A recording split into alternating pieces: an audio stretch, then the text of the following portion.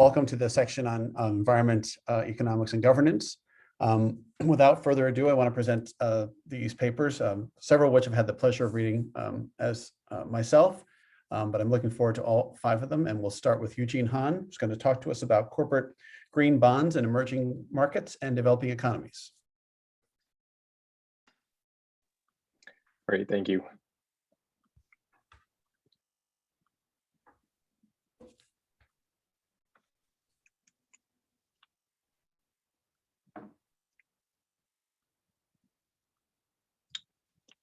Can you all see my screen? Yep. Good to go. All right. Good morning, everyone. The topic we'll be presenting today is on green bonds, and more formally, scaling corporate green bonds in emerging markets and developing economies, or EMDEs for short, opportunities and challenges. I'll be unpacking each of these words, starting from what are green bonds? Green bonds work like regular bonds in that an issuer issues a bond to finance or refinance a project. Investors buy the bond and get repaid in full with interest from project revenues. But there are 3 key differences between a green bond and a conventional or vanilla bond. The first is that the proceeds of a green bond must be used for green projects. The issuer usually defines what constitutes a green project and receives verification from a third party that the project is green. The same or different third party provides pre and post issuance impact reports communicating to investors, for example, how much emissions were reduced. Since the first green bond was issued in 2007-2008, issuance have grown rapidly. The first green bond issuance from an EMD was in 2014, and unlike the global trend, actually saw a decline in 2020 during COVID-19. This has a lot to do with the pandemic response. For example, members of the EU received a stimulus package that allocated 30% of the funds to fighting climate change, while EMD governments have prioritized healthcare and poverty relief measures. With or without the pandemic, EMD issuers face several barriers that make it more difficult to issue green bonds in more developed countries. The first is the lack of local or national guidelines. Guidelines and standards are important because they offer an objective standard to judge the credibility of the greenness of the bond. Combined with a general lack of know-how among external review providers and third-party verifiers, investors are less likely to invest in green bonds that lack assurance. Market barriers exist on both the supply or issuer side and the demand or investor side. For issuers, green bonds are more expensive to issue than conventional bonds because of the costs associated with developing green bond framework, complying with regulations, structuring a green bond, and such. Investors sometimes have very particular preferences when it comes to placing their money, such as the minimum size of a bond, which is around $300 million, or currency. Investors prefer debt securities to be issued in hard currency like the euro or dollar because they offer relative stability and liquidity. But many EMD green bonds just don't fit these investor criteria. The trends and barriers I covered so far are applicable to all issuers, corporate, government, or non-government entities. But the focus of my paper is on corporate bonds because mobilizing investments for climate change is becoming more urgent than ever, and the private sector can rapidly scale up investments compared to, say, government budgets. So from this point on of my presentation, I'll be focusing on corporate green bonds. This slide covers the benefits of issuing and investors of green bonds. Studies have shown that after issuing a green bond, companies reduce emissions, diversify their investor base, improve corporate value, and there's potential to finance green projects at a lower cost. Investors benefit because they have a much direct access to green projects and receive assurance that their money will actually go to helping the environment. But the benefits listed here have been identified for bonds issued in developed markets in order to increase the number of green bonds issuances in EMDEs, we want to see if these benefits extend to corporate issuers and EMDEs. So I decided to test two of these benefits highlighted here to see if they might be reasons for why corporates and EMDs might want to issue a green bond. Just a brief introduction of my sample. My sample basket includes 266 corporate green bonds issued in 19 EMDEs. You can see that green bond issuances have been represented by various industries such as transportation, utilities, and financial institutions. Working with the sample, I conducted two quantitative studies. The first looking at changes in corporate value. The idea here is that you're looking at the stock of the company several days before or leading up to the announcement date, which is when the company announced that they will issue the bond, and several days after to see if the green bond announcement improved stock prices. I looked at 3 different event times using 2 different models and found no statistically significant result. So I concluded that this may not necessarily be a reason for why a company might want to issue a green bond. The second study examined whether green bonds commanded a premium, or some people call it a greenium, relative to a conventional or vanilla bond. This simply means are investors willing to pay more or pay a premium because of the greenness of the bond? Because if the answer to that question is yes, then investors are willing to pay more, then issuers can finance green projects at a lower cost than what they originally expected. So this could be another reason why a company might issue a bond. So to answer that question, I needed to match a green bond with a vanilla bond that is almost identical based on some of the characteristics here on the left, and then compare the yield, which is another word for the return to investor from the bond's interest payments. Unfortunately, the difference in means of the yields were not statistically significant, so cheaper debt financing might not be a reason for why corporates and EMDs would issue a bond. One of the major challenges of doing these studies is that there's just not a lot of data to work with. In this case, of the 266 corporate green bonds, I was only able to work with 22 or 11 pairs because there were not enough bonds with almost identical characteristics. The fact that companies and EMDs don't issue as many bonds, both green and vanilla, compared to those in developed countries, make it that much harder to do these quantitative analyses. So to complement the quantitative analysis, I also engage in a qualitative study looking at the individual bond or company level and not the aggregate, because I reckon that motivations for issuing in green bonds may be context specific and influenced by regulations and support mechanisms in the country that the bonds were issued. Particularly looked at countries where corporate green bonds were issued in 2020 in order to, one, evaluate the most current state of regulations that may have played a part in issuance, but also because the most recent issuances signal that there's either a continued or new reason to issue a green bond, which is ultimately important when thinking about how to scale the market in EMDs. Here's a quick summary of the findings from the case studies. Companies that issue green bonds were likely to have sustainability related investments already at the core of their operations. For example, a Philippines real estate company that only has buildings with green certifications in their portfolio. Or there were companies like Coca-Cola FEMSA, a billion-dollar company who had no problems overcoming some of the additional fees associated with issuing a green bond.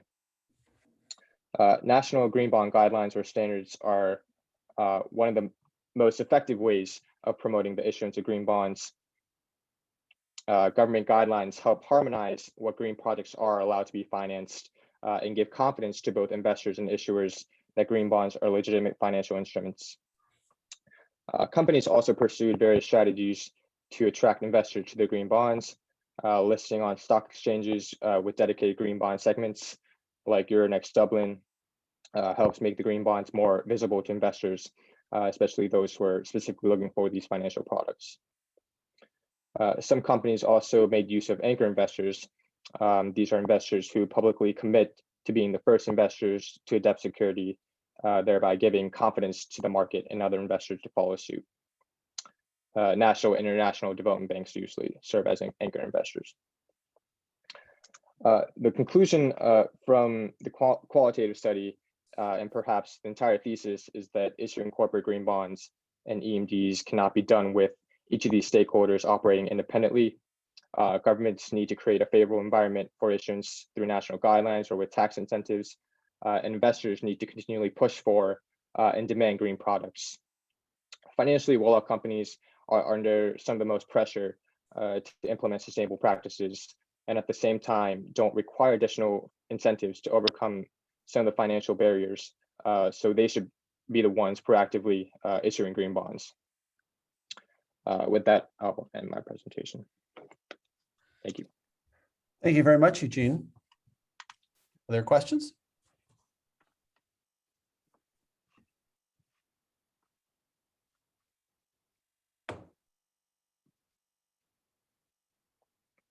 No? Sorry, that was a rocket run through of like very technical terms. I have a, oh, Evan has a question. Go ahead, Evan, because I've already talked to Eugene about his thesis. So go ahead, Evan. Evan? I'm just wondering about, you said that some of the companies that are issuing these green bonds are big companies. Do you have any concerns that just issuing a green bond is part of like a greenwashing effort of a larger company that really isn't going green in any substantive way overall? Yeah, absolutely. And I think that's why here it shows, I guess, a more fuller picture of the stakeholders involved in a green project. And that's why these verifiers and third-party monitors are extremely important because of the risks of greenwashing. And they're the ones who are kind of working in hand with the issuers to make sure that green projects are direct, like the proceeds of green bonds are directed toward green projects. And if there are like national guidelines or standards, that certainly helps because they explicitly state what green projects are allowed to be financed. So, and one other thing I would say about large companies is that when they issue a green bond, they technically have a lot of press coverage. And so a lot of the investors, even the public, are just extremely aware of some of the activities that the companies are planning to implement. And so they have eyes pretty much on all sides. So that's one of the ways that that we can prevent greenwashing from these financial instruments. Anybody else? Sabina, did you have something? No, go ahead. I've already talked to Eugene many times about this, so go ahead. Thank you. Any other questions for Eugene? Well, thank you very much, Eugene. It was really interesting, and especially appreciated the focus on emerging and developing economies. It was really interesting. Thank you very much. Thank you. We move on to Sophia Corning, who is looking at Sierra Club's Ready for 100 network. Sophia?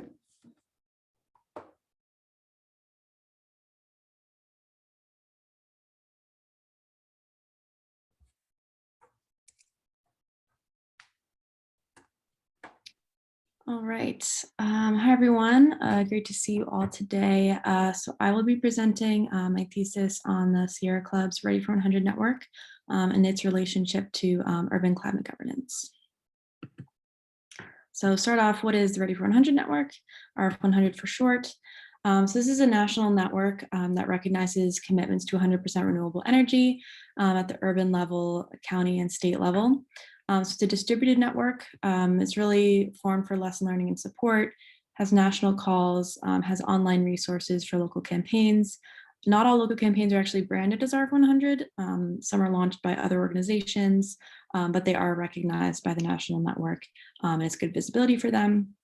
It includes a variety of policy instruments. So those can be non-binding resolutions, they can be climate action campaigns or climate action plans, community choice aggregation, et cetera.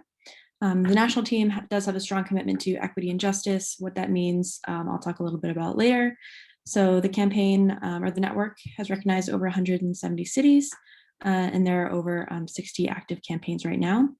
And so the 100% commitment, that's community-wide, so that's municipal, residential, and commercial renewable energy. So the climate threat, most of us are familiar with this, but what we need is ambitious commitments internationally, nationally. What we have on the international stage is a lot of stalemate, difficulty moving forward with ambitious commitments. So what that has led to is an emissions gap. So that means that current commitments would lead to emissions in 2030 that are 2 times greater than what we need to limit warming sufficiently. So a bit about why cities. They account for around 2/3 of all emissions globally, so that's a really substantial chunk. That's even more important as urbanization continues, especially in the developing world. And urban action is an avenue for continued climate action, even as we see sort of this lack of momentum on the international stage. A couple of examples here of urban action, Carbon Neutral Cities Alliance and the C40 network. So what is governance? So according to Bill Kelly and Betzel, this is processes through which collective goals are defined and pursued, in which the state or government is not necessarily the only or most important actor. So that just means there are a variety of actors across the 3 quote unquote pillars, so public, private, civic sectors that do contribute to governing and governance generally. So what that means is pretty context dependent. How authority is delineated is really subject to change depending on each context. But essentially the main idea is it's not only the government that governs.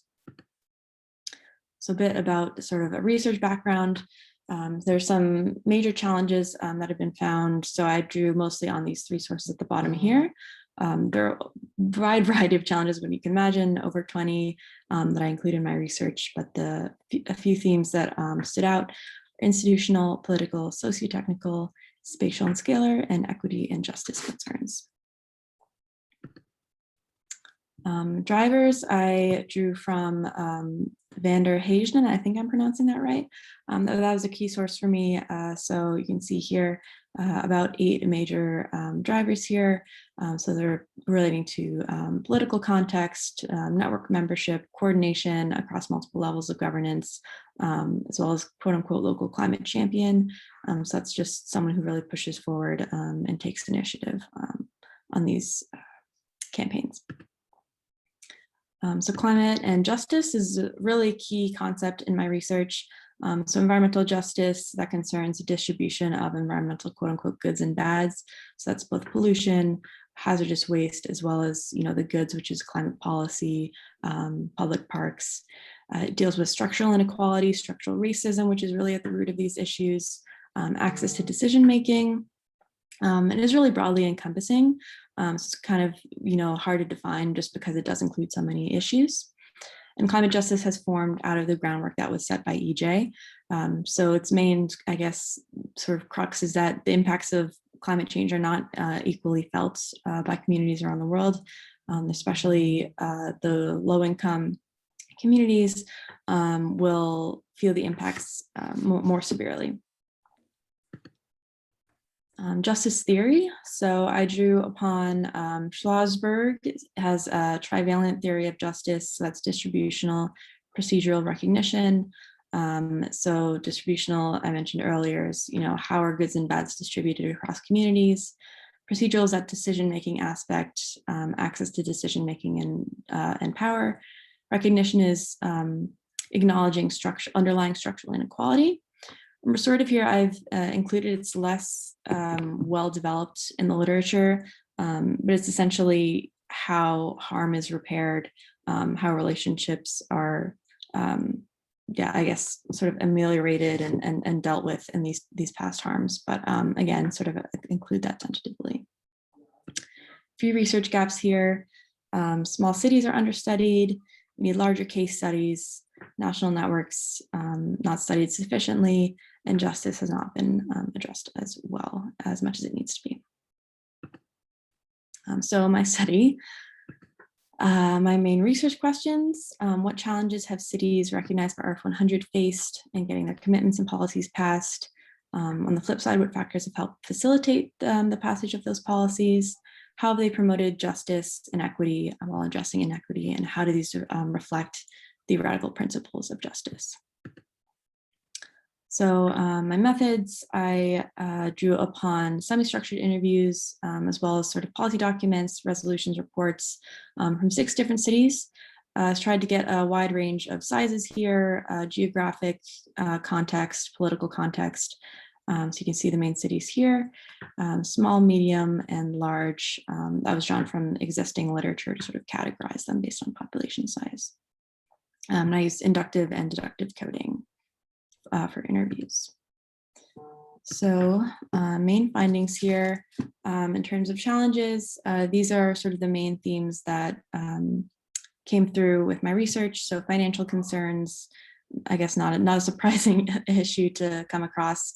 So collaboration and cohesion, that can be with different community groups working together. It can be with grassroots working with consulting firms, those kinds of things. Engagement and inclusion, that sort of equity piece involving environmental justice groups, involving students, getting, diversity and participation. Energy systems and processes, this is things like franchise agreements, just the fact that infrastructure is it's hard to change just because it is so entrenched. And then issues pertaining to discussion with decision makers. Some participants found that it can be difficult to educate decision makers about, equity issues or policy issues relating to climate. So with drivers for my deductive framework, political and legal context was super important. RF100 membership was actually very helpful just because of the resources they provide. And it's a very helpful platform just because of the name recognition of the Sierra Club itself. Inclusion, collaboration, getting a wide range of stakeholders involved, community groups, etc. National political context. So previous administration, because there was not a lot of momentum nationally, that was kind of an impetus for local action. Media coverage and grassroots and community pressure also stood out as pretty important drivers for change as well. So at the national level, justice actually stands out as a really key issue for them. So I found that all 4 of the justice elements in my framework were addressed. And so I drew upon national guidelines as well as this template resolution that they have for cities. It's not sort of binding, it's just guidance here. And then this quote here sort of demonstrates this commitment. So we envision healthy, thriving communities across the United States, powered by affordable, community-based, and 100% clean, renewable sources of energy. The system is predicated on racial, economic, and environmental justice. So where a thriving workforce has access to secure, safe, sustainable jobs, democratic accountability to ensure that the energy industry is fair, just, and aligned with the public interest. So you can see there that it's a pretty clear commitment to justice. On the local level is a little bit of a different picture. So here what we see is I've included each sort of element of justice next to the locality. Bolded are those that appear formally in policy documents. So there's a pretty wide variety here. Chicago stands out as really strong in its resolution and its commitment to justice, pretty comprehensive, broadly encompassing. Some that were a bit weaker, La Mesa did not actually address it. It kind of postponed discussions of justice to later policy documents. Madison could have engaged more comprehensively and thoroughly. One of our participants voiced that concern as well. So kind of a variety in what justice looks like at the local level. So just a final discussion here. So again, challenges and drivers can apply to cities of varying sizes. Educating decision makers can be both challenging and rewarding. Outsourcing of policy work, this was actually something that someone from the national team brought up, is that city governments can sometimes lean very heavily on grassroots and community organizations to do a lot of the policy research and policy work, which can be pretty burdensome for these groups. So understanding that experts need to be at the table in addition to these community groups. And so another is the significance of grassroots organizing and media coverage. And again, like I mentioned, engagement with justice varies. So just ensuring that at the local level, stakeholders engage with a variety of aspects of justice and really engage authentically with a variety of stakeholders as well. City size, this was something in Sarasota. It was a smaller city, so there's a lack of EJ infrastructure, so size can come into play here. Risk of greenwashing, this occurred in Chicago, where the Sierra Club kind of, even though they engaged extensively with justice, sometimes community groups and EJ groups on the ground felt like their concerns weren't really being listened to adequately. And then finally, some stakeholders in each locality have touched on concepts relevant to restorative justice, but this just needs to be explored further in future research. Just a couple limitations here, number of interviews and case studies, and this focused on the commitment phase as well, so future research should explore implementation of these commitments. Thank you, and I'll take questions. Thank you very much, Sophia. This is a very interesting study. Any questions?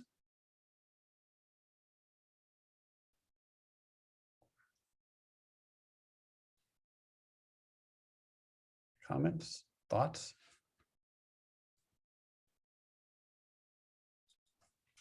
Hi, Sophia. It took me just a moment to find this particular window. Sorry about that. First of all, great study. I enjoyed reading this a couple of weeks ago as well. And of course, was grateful to hear Chicago was included. As I looked at sort of some of the things that you were considering, I was mindful of some of the comments that Luis Betancourt made in our last Chicago Futures lecture, where he was kind of talking about the ways in which the metrics that we choose, especially at kind of the local government level, the things that we choose to track, the kinds of data that we're monitoring, these in some ways are more revealing of our actual priorities than, sometimes some of these other more rhetorical elements, where the ways that we present ourselves.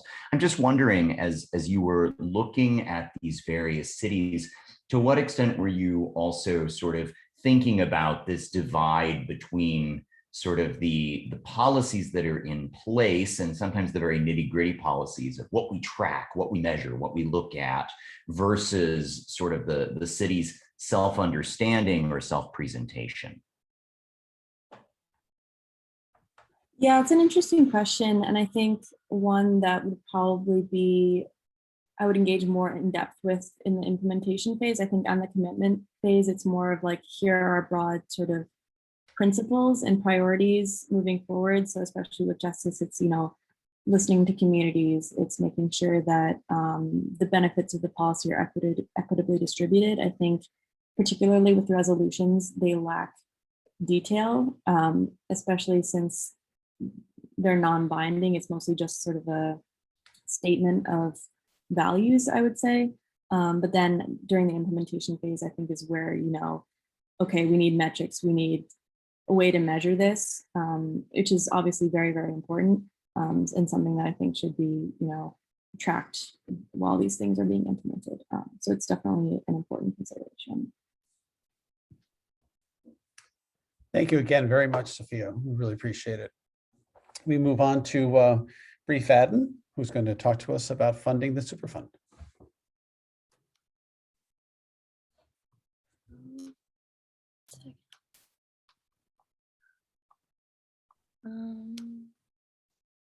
Can everyone see my screen? Yes. Okay, perfect. Hi, I'm Bree, and my thesis is on funding the Superfund and evaluation of the Superfund Amendments and Reauthorization Act taxes impact on National Priority List site remediation results. And what got me interested in this topic was my curiosity about whether cuts in Superfund funding resulted in certain sites being preferred over others because of their projected costs or embeddedness in a certain type of host community.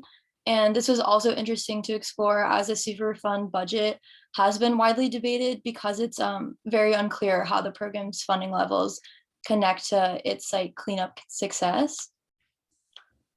And then first, it's just necessary to give some brief background on the Superfund program. The program was created under the Comprehensive Environmental Response Compensation Liability Act, or CERCLA, in 1980. And this act granted the EPA the power to remediate contaminated sites across the country. Under CERCLA, the hazardous ranking system, HRS, was implemented, which assigned a numerical score to investigated uncontrolled sites. This scoring process helped determine different sites' placement on the National Priorities List, or NPL, which includes the most hazardous waste sites in the country. And then just a breakdown of the NPL sites: there's proposed, waiting to be on the NPL, final, awaiting cleanup, and deleted, fully cleaned up, and removed from this as a Superfund site. And for my research, I will be mainly concerned with these final and deleted NPL sites.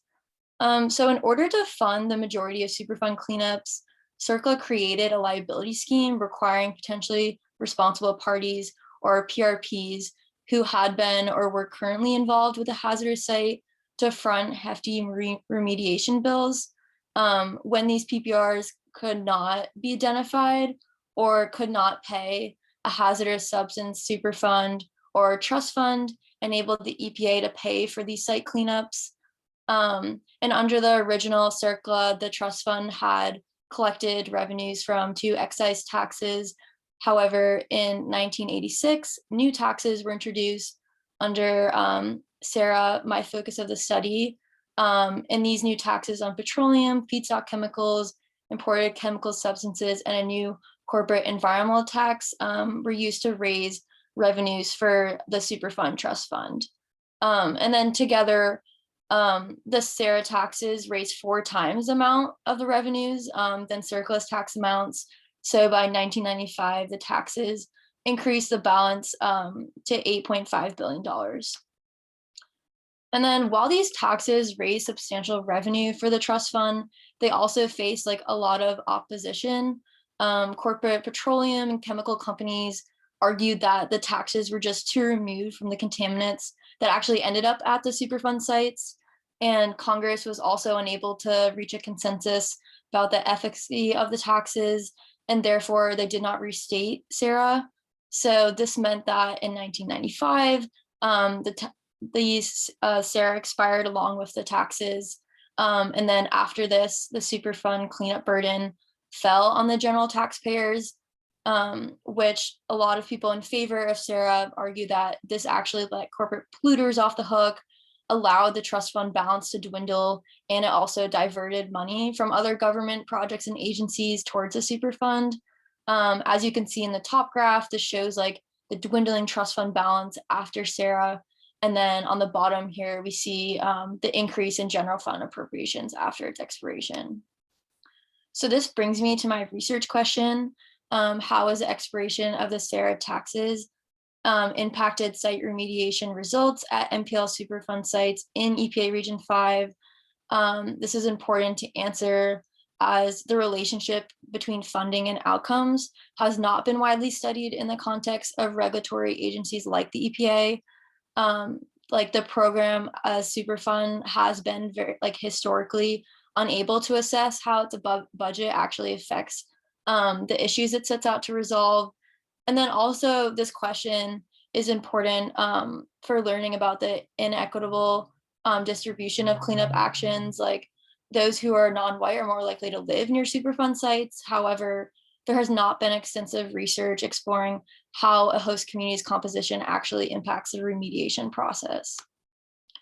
And then in my research, I focus on Region 5, including most of the Midwest.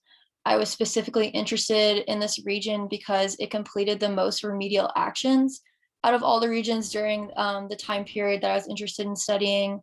And then so my research covered 1991 to 2002, analyzing how in Region 5, these sites that were fully remediated before the taxes expired, so 1991 to 1996, and after 1997 to 2002 compared. And here I just used 1997 instead of 1995 when the taxes actually expired, because it took 2 years for the remaining tax collections to actually diminish. And then just for my methods, so I had 2 different analyses. First, I evaluated site-specific attributes of these deleted and final sites. I identified shifts in site categories, action leads, remedial design and action leads, and community involvement, just to understand how the Superfund's trust fund balance can influence the remediation process. And then I did a spatial study where I analyzed the demographics of those living within a 3-mile radius of Region 5 final and deleted sites by census tract. I just wanted to compare the racial, ethnic, and income composition of these locations to see like if there's any environmental justice implications here. This is just a glimpse at my density maps that I made for MPL final deleted sites. So you can get an idea of what Region 5 looks like and the site distribution. So my sample was 54 deleted sites that I was looking at and 425 final deleted sites. And then just for my findings, so my site-specific attribute data findings of these MPL sites, so in Region 5, indicate that overall action leads and community involvement did not substantially shift across the SARA tax expiration threshold, while changes actually did occur among site category and stakeholder leads of remedial design and action. And these findings suggest that there's a tie between funding resources and remediation decisions after the expiration of the taxes. And then here's just a graph of like my site categories. On the right, you can see like after the taxes expired, there was an absence of well sites. These are very expensive groundwater contamination sites. So I connected this to indicate that there was a possible cherry picking of cheaper sites in the Region 5 during this time. And then just there was a shift in remedial design and action leads during SARA when the taxes were no longer in effect, as I mentioned. As you can see, the potentially responsible parties took up a lot of the funding after SARA, and this can account for shifts where maybe these sites were being prioritized for cleanup because there wasn't a lot of funding there. Here's just maps of my spatial analysis process so people can get a glimpse of the data behind some of the stats I'm going to go over about regarding like the average per capita income, average percent non-white, white, and Hispanic within a 3-mile radius of final deleted sites in Region 5, which I studied. And here just a snapshot of these stats that I calculated from the census tracts. There was unsubstantial shifts in host community demographics during remediated sites after SARA. And I concluded that the taxes themselves did not have an effect on the types of communities prioritized for cleanup, which indicated that they didn't really have an effect in the Region 5 area on environmental justice implications. But again, the SARA policy is a nationwide policy, and I was only looking at one region. Just for policy implications and recommendations. So determining whether the SARA taxes should be reinstated ultimately comes down to the overarching issue of how Superfund's funding resources actually impact their ability to remediate hazardous waste sites. And like I went over, my findings demonstrate that cost considerations of these sites were actually driving remediation decisions in EPA Region 5 after SARA taxes expired. These were expected given the literature, but it was interesting to see this in the data. And while the reinstating of these taxes could serve as an effective way to raise billions of dollars for these cleanups that haven't really been matched since, it's still unclear whether their reintroduction would actually solve the lull in site cleanups. For this to be known, other EPA regions must be compared, and it needs to be looked at from a national level. Then just to sum up, if the Superfund can't carry out its intended goal to remediate the most hazardous waste sites in the country due to funding limitations, the program risks neglecting dangerous, uncontrolled contaminants at certain sites. And this obviously has long-term implications for human and environmental health. And given that the Superfund only retroactively addresses these uncontrolled waste sites rather than stopping the contamination when it starts, the program may need to rethink like its funding mechanisms, but also stricter waste management laws and protocols may be actually more effective in breaking this cycle of toxicity and cleanup. Thank you for listening, and I'm happy to take any questions at this time. Thank you very much, Bree. Questions?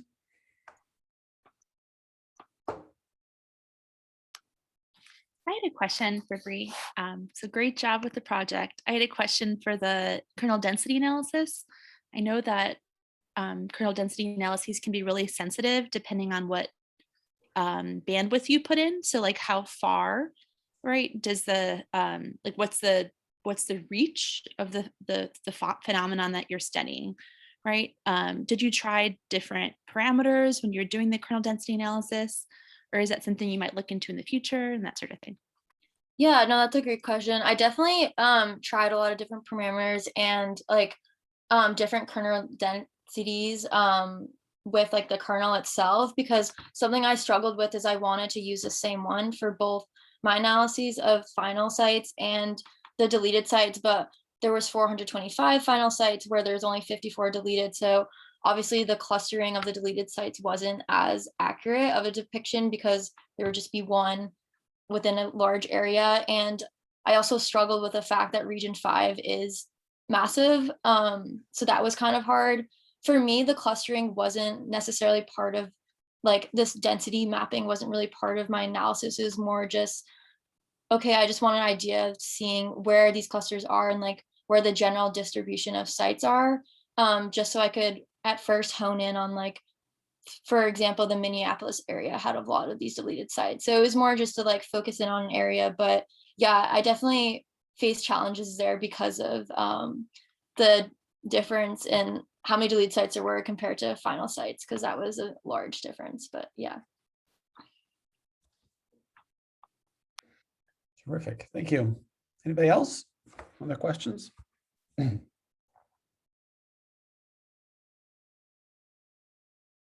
No.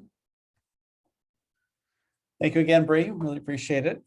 We move on to Sam Doulis, who's going to look at green parties in New Zealand and Lithuania.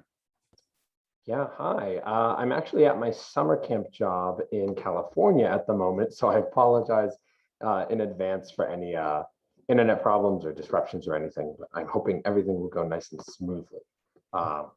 But anyway, yeah, so my thesis is Conserving Conservative Ideological Divide Between the Green Parties of Lithuania and New Zealand and its ramifications for environmentalism's future.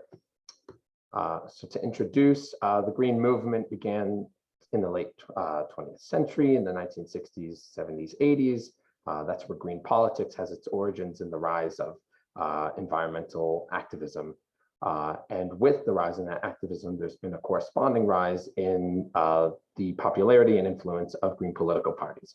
For example, Global Greens now represents the largest conglomeration of international green parties. That map on the bottom right shows all the countries that have at least a member, a party that's a member of the Global Greens. The dark green ones are the parties that are in government. So there has been a general increase over the decades in this popularity. However, there has also been a schism. So in the 80s and 90s, when the movement originated, there was generally this unified platform for all these parties of anti-nuclear energy, pro-pacifism. But however, over the years, there's been this split into these three groups, being green conservatism, representing the right wing of the movement, green liberalism, which is around the center, and then green politics, which I'm using to describe generally the left wing of the movement. But I'm mostly concerned with the first and the last, green conservatism and green politics. And it's given that these have been generally the most successful around the world. And I'm mostly interested in if green conservatives are part of the movement, given that they differentiate themselves in many ways. Also, why did the schism occur in certain places and not others? And then, of course, why do green conservatisms continue to identify as green? So looking at the literature has changed a lot over the last few decades. With the origin of the movement, the literature was very different in the 90s and early 2000s. It was viewed and the green parties were viewed and written about as very much a temporary force. No one really expected green parties to last or to really have any significant influence on long-lasting politics. However, that's changed given that they are still here with us. Now we view green politics as more of an establishment. Papers write about them as a actual solid political force, since in many countries they are and have participated in many governments and local governments as well. So the literature has changed a lot. And looking at Lithuania and New Zealand, of course, these seem like very different countries, but there are a few similarities tying them together. Lithuania is a former Soviet republic that gained independence in 1990. So it's a relatively new democracy and established itself as a multi-party democracy after 1990. And in its Seimas, which I hope I'm saying correctly, its unicameral parliament, there are three typically historically dominant parties: the Christian Democrats, the Social Democrats, and the Labour Party. And then, of course, I'll talk a bit about how the Green Party fits into that group. And in New Zealand, they're also a former colony, except of the British Empire. They were awarded responsible government in 1856, so they were allowed to govern themselves. They became a dominion in 1907, and then they gained full independence in 1947. Around that time is also when the sort of modern zeitgeist, the modern position of their politics originated. Typically this dichotomy between the Labour Party and the National Party, left and right, respectively.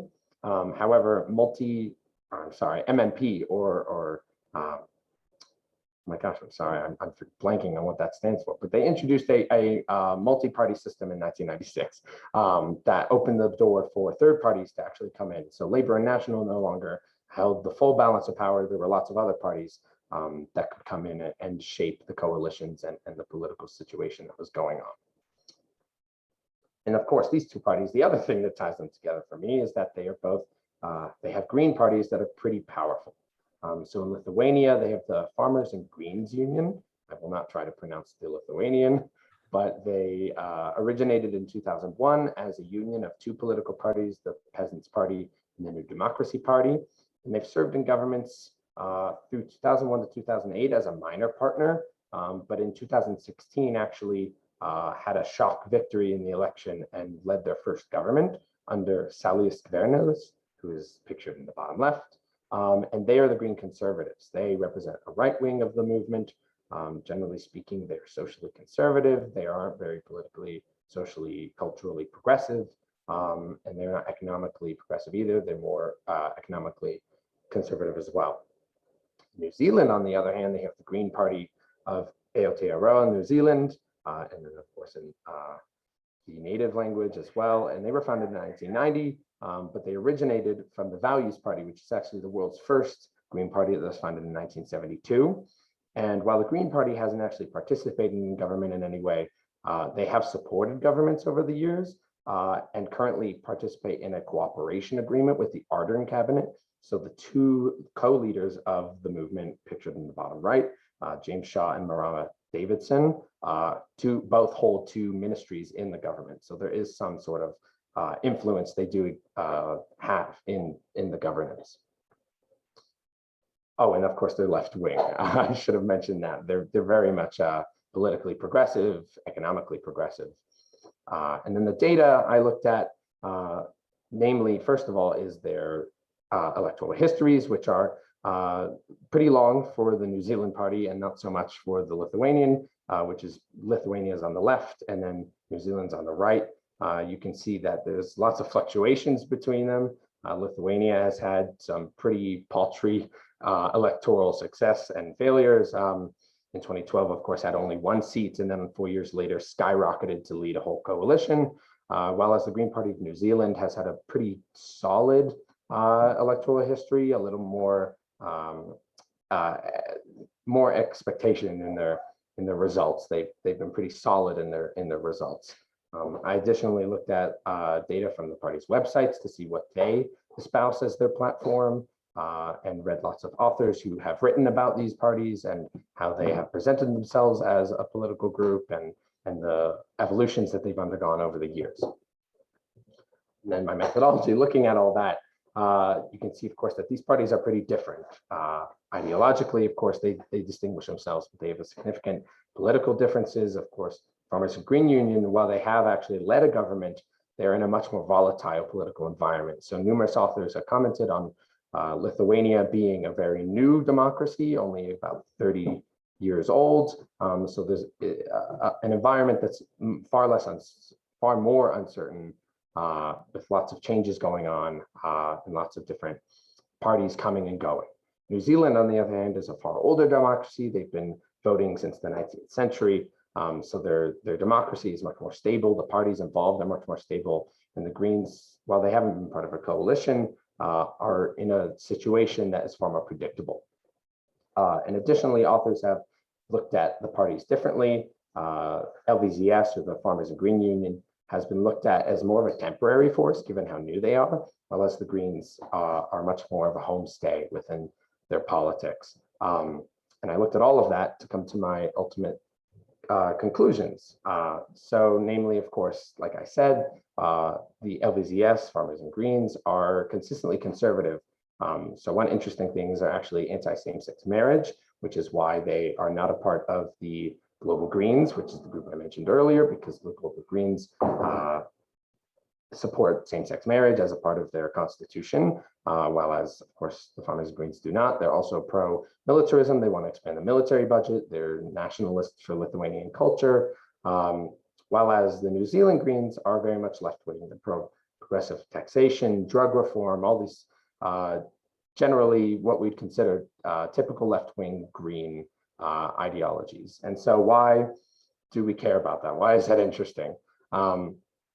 Well, namely, because you can see on the right, I attached the main principles of the Global Greens from their charter, which the conservatives completely deviate from. They don't really agree with all of these. It's certainly not things like nonviolence or social justice in the same way, but they do still consider themselves green. They do advocate strong climate policy.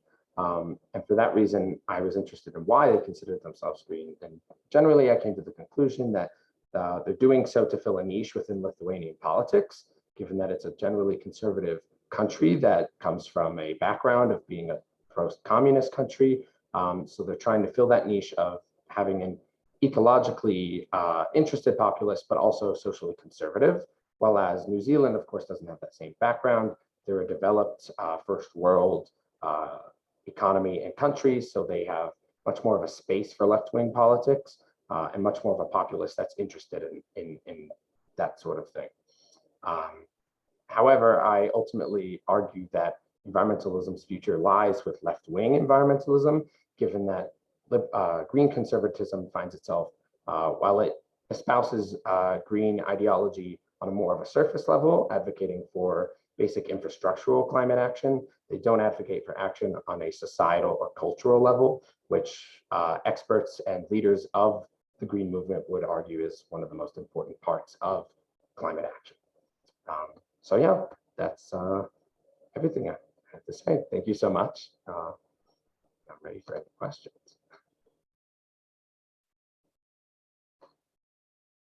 Thank you, Sam. Very interesting discussion. Any questions?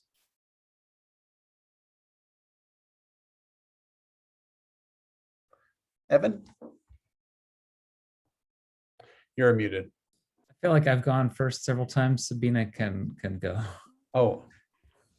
Yeah, sorry, didn't raise my virtual hand fast enough. Oh, sorry, I didn't see it.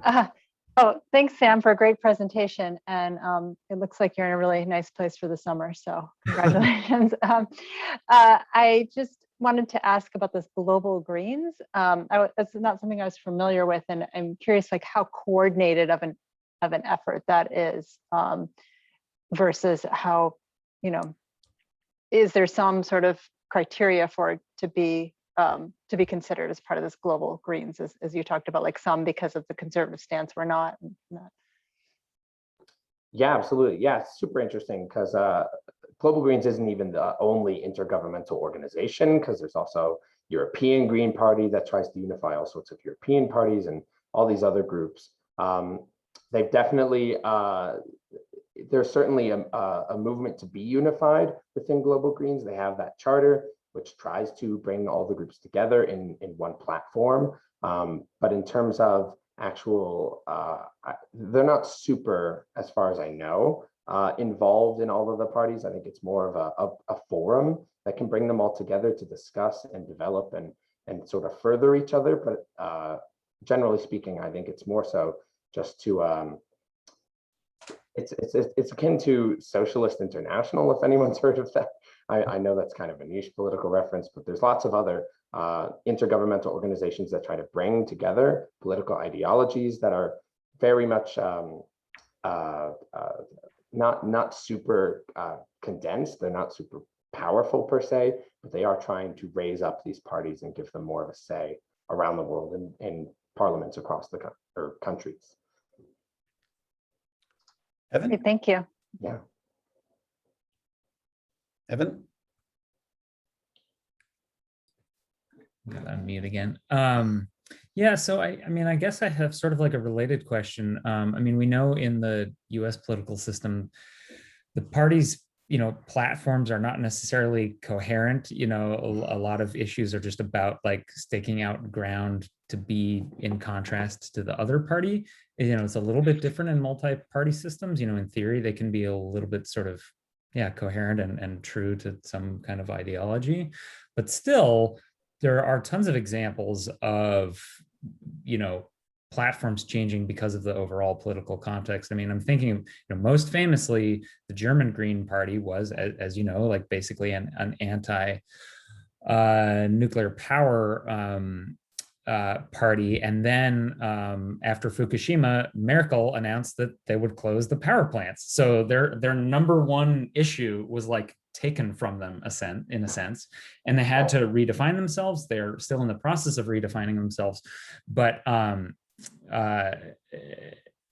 and in some ways, like might even I'm curious where the German Green Party would fit into your categorization here. But I guess my other question is like, how much can we judge these parties on their own sort of platforms versus the overall political context of either Lithuania or New Zealand?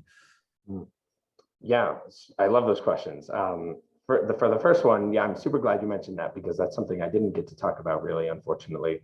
But that was a problem, and I think a big part of why the movement schismed was because a lot of the environmentalist platforms were co-opted by lots of other parties who acknowledge that climate change is important and climate action is important. So they were sort of losing what defined them in around the late 1990s, 2000s, which is why lots of authors viewed them as a temporary force. And so there was this realignment in the 2000s, especially with the German Greens, where they tried to establish themselves as a party with a full platform with statements on all sorts of things, not just nuclear energy and militarism. They had to create platforms on taxation and foreign policy and all these sorts of things to establish themselves as a party with a full platform. And I think that's why there was a schism, because they did that and found that they needed to create different platforms for the country that they were in.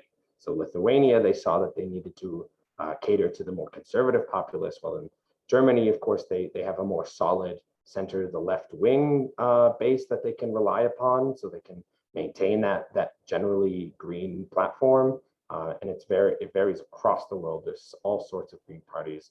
And then, of course, to come to your second question, it's a big part of it, looking at the countries that you're coming from. It's hard to just look at the party alone. You really can't do that because it's all about the context.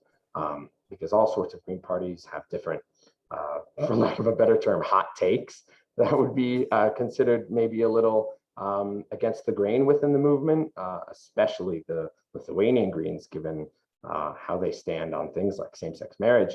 So I think the context is really one of, if not the biggest factors that contributes to these platforms, because you need to cater to the country if you're going to be successful. And looking at the successful parties, that's what they've done. They've catered. The ones that haven't are the ones who aren't succeeding nowadays. Thank you very much, Sam. Yeah. I really appreciate it. Our final presentation in this section is by Luke Lampietti on 311 apps in US cities. All right, hi everyone. Let me just share my screen here. So, can people see that? All right, so I'm Luke. I'm going to present on the democratizing potential of mobile municipal government, and specifically looking at 311 apps in US cities, and essentially explain how, because these are such a standardized form of mobile municipal government, there's a lot to be learned to apply to future examples of mobile municipal government. So first off, what is 311? It's a non-emergency municipal service for everything from graffiti to potholes. It's broadly distinguished from 911 by the slogan, burning building, call 911, burning question, call 311. And really the task of this presentation is to explain why you should care about a service as mundane as one that reports potholes. Because Luke, sorry to interrupt, but we can't see your screen. We just see a black screen. it says I'm screen sharing. Okay. Yeah, we see, I think we see your cursor, your arrow, but it's just a Yeah. black screen. So I'm not sure. Let me stop share and try this again then. Sorry to interrupt you mid-sentence there. No, I'm glad. I definitely can see what's going on here. Okay.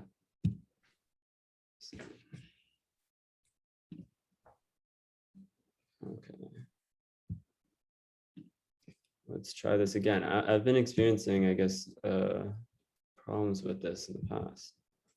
You could also, oh, yeah, it's still black. You could email it to Julie, who could maybe share. That might. I guess I'll have to do that. That's so weird because I'm seeing it here. It's saying stop No. share. Let me quickly do that. Sorry. I apologize. I'm not sure. No worries. Happens. Marina is suggesting you share the desktop instead of the app. Oh, okay, I'll do that. Maybe that will be the best way to go about this.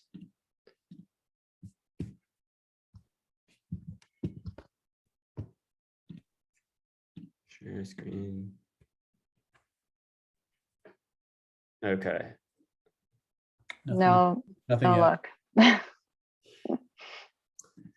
That's unfortunate. Apologies, let me quickly just share this. Get a link.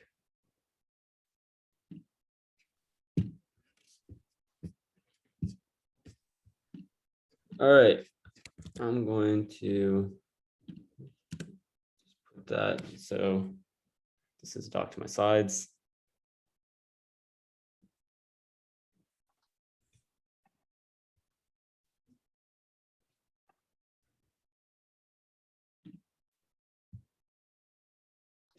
I've had this happen before and people have shared from a Google Doc presentation, or Google Slides, but hopefully Julie will have luck. There we go. Hey, all right, great. Yeah. Okay, so we can go to the next slide here. And as I was saying, the service is for non-emergency municipal services, everything from reporting graffiti to potholes, as well as a whole lot else as I'm about to show. And this was kind of the slogan they used to debut it. Now, if we go to the next slide, I'll explain a little bit about the history of 311. So starting in the 1980s, growing cell phone use meant the saturation of non-emergency 911 calls ranged from anywhere 40 to 80%. And this was a nationwide problem. So in 1997, President Clinton and the FCC appealed for a new national policing hotline to alleviate these flooded 911 systems. If we go to the next slide, you can see this was a real problem. At one Harvard executive session on community policing, they literally said, we have created a monster and we're thinking about abandoning the 911 line altogether, because obviously people like the urgency that their calls are being treated with, but the city did not. So if we go next slide. There's a paper that is really key to my study here. This was done in 2002 by Mazzaroli and the rest. And I modeled my study as kind of almost an updated version of this. Now, what they did was they looked at Baltimore, which is one of the first cities to implement this new 311 line. And specifically, they did in a way where they didn't just merge their call centers together or add a new one and do all that. They kind of created this task deliverable system and created an early version of a customer response management system. Now, in their study, they found that it was hugely successful. The aggregate 311 data was vast and really granular, so it was more reliable for evaluating service performance than even their service inspectors. It led to a 34% reduction in calls overall to 911 lines and a 54% reduction in low priority calls. It resulted in marginal gains in uncommitted patrol time, allowing for more proactive policing rather than just reactive, and a slight decrease in dispatch response times. Most importantly, 90% of the citizens surveyed felt the service was helpful and polite. They liked having that interface with the city. Now, if we go to the next slide, you see here that this is a little bit updated. So if we're going towards the future, we can see how the data that they got from 311 was not just important for evaluating their performance, but for revealing a lot of these complex spatial relationships within a city. So on the left is a map you're probably all familiar with at this point. That's the John Snow cholera map of Broad Street Pump. And then on the right is an example of what you can pull up if you search on a 311 open data portal about issues in your city. And it's this precise level of granular detail where you can really have insight into all these relationships you may have not even known about before. So John Snow had to go knocking door to door and collect all this fine detail. The benefit of 311 is that, unlike what John Snow did or what surveys do, you're continually collecting data from user input for free. It's crowdsourcing it. So it's a huge benefit, even if there are some people who say that the quality of collected data, because it's not by trained surveyors, has some flaws. This is nonetheless, there's immense value in this. So if we go to the next slide, I have some notable examples of the ways this is used. The last one is more conventional. It's the idea that if a city has a problem, such as Chicago's streetlights, where they identified there are these huge swaths of the city with outed or broken streetlights, which have implications for crime as well as safe transportation, we can have this comprehensive project to update them using that information. But some of the more unique and exciting examples where Chicago in 2002 recognized that crows are 10 times more susceptible to West Nile. So using reports of dead crows, they could predict quite accurately where you had areas of high infection. The same thing goes with Boston. They were able to identify opioid hotspots using reports of discarded needles. Next slide, please. So what's the problem and why should 311 go mobile? If we go to the next slide, we'll see that right now, call centers, they are costly. A Pew Research study found out they average $3.39 per call, and the vast majority of this goes into training and wages for those who are manning the call centers. They're also cumbersome. You have more generations moving into cities who are increasingly used to sleek UI. They don't want to have hold times and have to describe the problem. They're also difficult to scale. You have to hire more people, the more people urbanize, which is a growing trend. So if we go to the next slide, we'll see this is just a breakdown of the costs. Detroit, for example, is particularly high, coming in at almost $8 per call average cost, which is quite extraordinary. Now, if we go to the next slide, we can see why specifically going mobile and preserving 311 is important, because already smart cities are a trend and they're collecting lots of data, but the prevailing method is to survey by sensor. Essentially, it's passive data collection. There's not necessarily active contribution on citizens' behalf, whether this is air sensors or thermal imaging or Internet of Things embedded devices to regulate traffic patterns. The bottom line is that it's more passive and observational of citizen behavior in the way they interact with cities. You can see another example of this on the next slide. So this is just an example of how many sensors we can integrate in a city. Okay, I'm going to quickly rush through this. We'll go to the next one. So I used Ornstein's ladder, which highlights all the ways that you can integrate more active participatory planning and why this yields practical and democratic benefits. If we go to the next slide, we can see that mobile will achieve these. It has these practical benefits of low operational costs, ease of use, enhanced functionality, increased transparency. Next slide, please.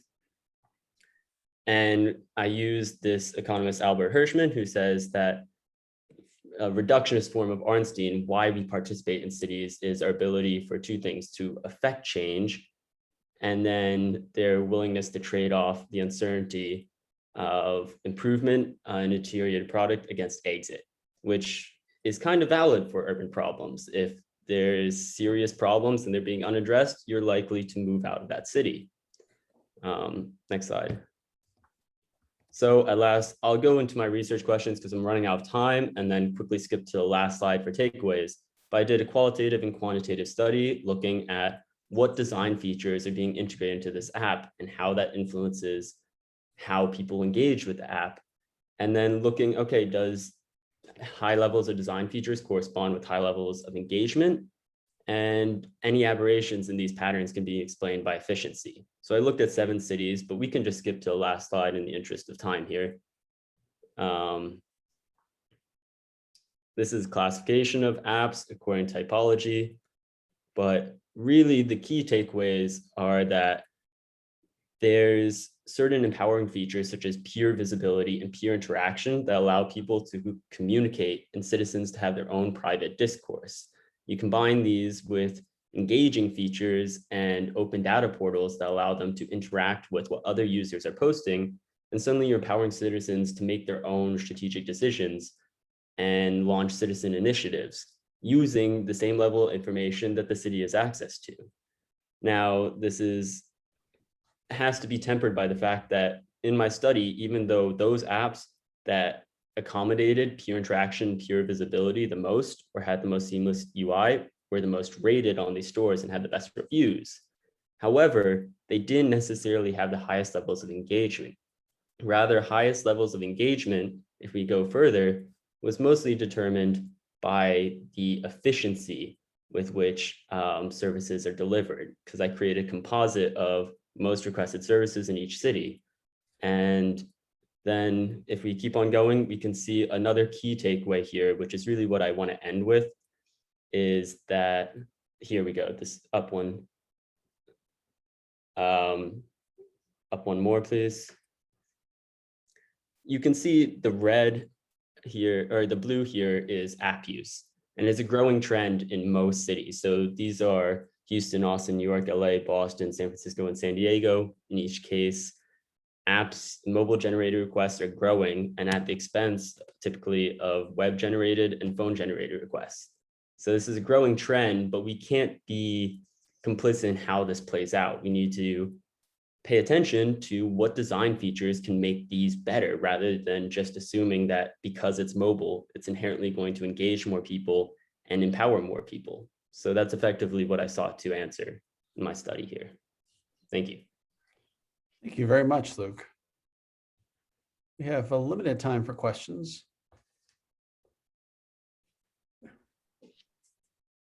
I had one about implementation. In Chicago, 311 replaced what had been a system whereby people would go to their local alderman and go to the staff, and the staff would relay a request for service to a city department on a one-to-one basis. And it often ended up being, we know a guy kind of thing, you know, and that's how things got done. I was wondering about implementation. Once 311 came in, your request went on a list with everybody else in Chicago for streetlight replacement or something. So I was wondering if there were differences in implementation, you know, in the short term. There were, for example, some cities, they spread out more and they created lots of different presets, but most importantly, you could track where in the process of being addressed your status request was and follow up on it. And then some integrated more features that introduced a greater level of transparency where you could actively communicate with the people handling your issues and get response updates that weren't just simple status alerts, but actually typed out by a city official. And in fact, there's like a Philadelphia governor who was commenting on how this thwarts corruption. He says, exactly, you don't need to know anyone to get something done. Now you have the service. Great. Thank you. Allison? Yeah, this is just a sort of a broader question, which is the degree of bias that exists in 311 reporting, and whether or not that might be exacerbated or addressed better with mobile apps or non-call centers. So for instance, like I use 311 all the time to complain about stuff, right? But I'm a white lady who likes to complain. And so, you know, is it more accessible? Is using an app more accessible for populations that generally hadn't been using 311? So using Nielsen trends on essentially technology use, it's clear that future generations are more inclined to use an app than call up a hotline. So you're absolutely right, though, that there are these trends of people just using it to complain. Now, I do think there's still value in looking at complaining data, but nonetheless, there's just a lower threshold to accessing these services if you have the option of a mobile app. And I feel like that's what leads it to perhaps engaging a broader audience. And as I say, you have to also match this up with more efficient service delivery. People, I think, are more inclined to use the app if they find it's effective. And you can just, instead of calling something up, remember to calling someone up about issue later, snap a picture, it's geotagged, and it's done in a matter of taps. Thank you very much, Luke, and thanks to all our presenters for this section. We're concluding now and going on our break for a few minutes, and thank you all again. Yeah, we'll reconvene at 12:15, and thank you everyone for these wonderful presentations. That was all, I learned so much in the last hour, so thank you, and congratulations. So we'll see everyone back, or some of you back, at 12:15. Thanks. Thank you. Thank you.